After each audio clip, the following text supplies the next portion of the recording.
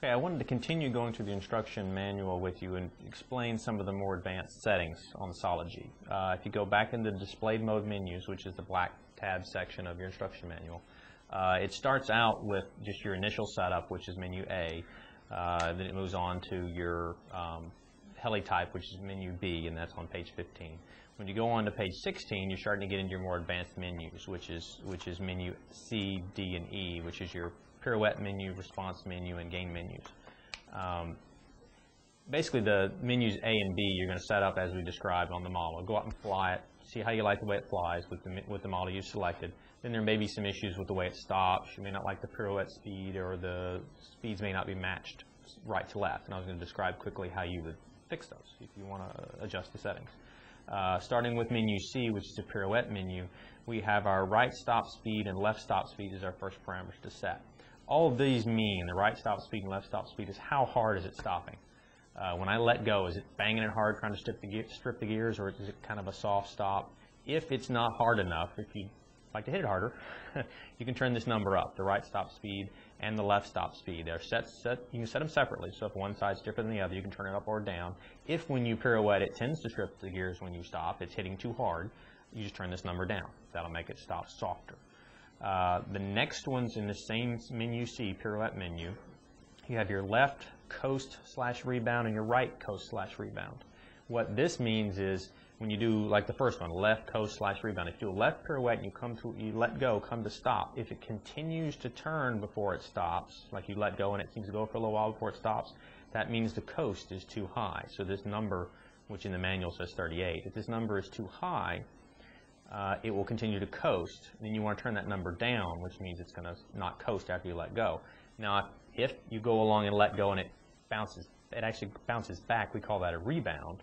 That means this number is too low. You want it to coast more. So you would turn that number up from 38 to 40 or whatever. And this number will vary depending on which model you selected. We just use 38 as an example.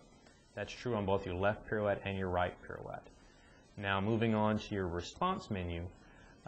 One quick note. Switching between menus, if you're going from A to B to C to D to E, the way you switch between those menus is you push the P button and hold it for 6 seconds. No matter where you are in any one of the menus, if you push the P and hold it for 6 seconds, it will move on to the next menu.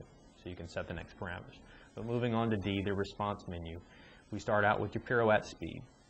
And this is what it sounds like. It determines the speed of your pirouette. You can alter the pirouette speed by also altering the travel adjust in your radio. So if you turn your radio travel adjust up or down, that will vary the speed of your pirouette. You can also do it here. At present on the manual it says 40 is the pirouette speed. If you turn it up to 50, it's going to go a lot faster. We tend to recommend you adjust the overall pirouette speed in the radio because that's less likely to get things all goofed up. It usually pirouettes pretty fast as it is. So you normally wouldn't touch this, but you can if you want to. Next parameter is called pirouette balance. This is the one a lot of people are likely to want to change because it varies a lot with exactly how you set up the model. And what this means is how fast is it pirouette to the right relative to how fast it pirouettes to the left. As you increase this number, it presently shows 56, as you increase this number, it's going to make it go faster to the right relative to the left. So if you've already got it too fast to the right relative to the left, you just want to turn this number down. So it's at 56. So if it's going real fast to the right and slow to the left, you might want to go to 45. You just turn it down. If it's too fast to the left, you go the other way. You turn it up. So that's pirouette balance, determines the rate of right pirouette relative to left pirouette. Okay, we just finished going over page 18 of the instruction manual, going through the menus using the display mode and discussing the pirouette balance. Moving on to page 19, unfortunately this is where we have to tell you that the manual on page 19 and 20 is incorrect. We actually found this while shooting this video, so we've gone back and taken some notes to explain to you what actually these 2 pages should say. Still in the response menu, following pirouette balance, the next thing should be your gain balance, and your G-View will show that when you go to it. Your gain balance is one of the parameters you won't tend to adjust. It's more an advanced setting, and you won't tend to adjust that one. It actually is for helicopters that have a very strange geometry and need to balance them. You don't tend to need to worry about that one. Next is your rate gain, then your heading gain, and then your pirouette gain. The rate and heading gain, again, won't tend to need to touch those. Those do vary a little bit between models, but normally You won't need to touch them unless you call us and we suggest changing them for some reason, but overall I would tend to leave those alone. The pirouette gain is one you might want to adjust. The pirouette gain is one when you're flying along and you do constant pirouettes. If while pirouetting the model tends to try to whip, doesn't do consistent pirouettes, first check the model, make sure nothing's loose or servo's loose or binding or anything like that. As long as the model's okay, what I would try doing is turning the pirouette gain up. It's a separate gain that only becomes active when you actually do a pirouette. Turning it up will tend to make the pirouettes more consistent through the motion of a pirouette. The limit of it is if you turn it too high, you'll actually start to oscillate during the pirouette. You'll be coming along normal, it's fine. As soon as you do a pirouette, it'll actually oscillate during it. That means you now have this gain too high. That's the end of the response menu, which is your D menu.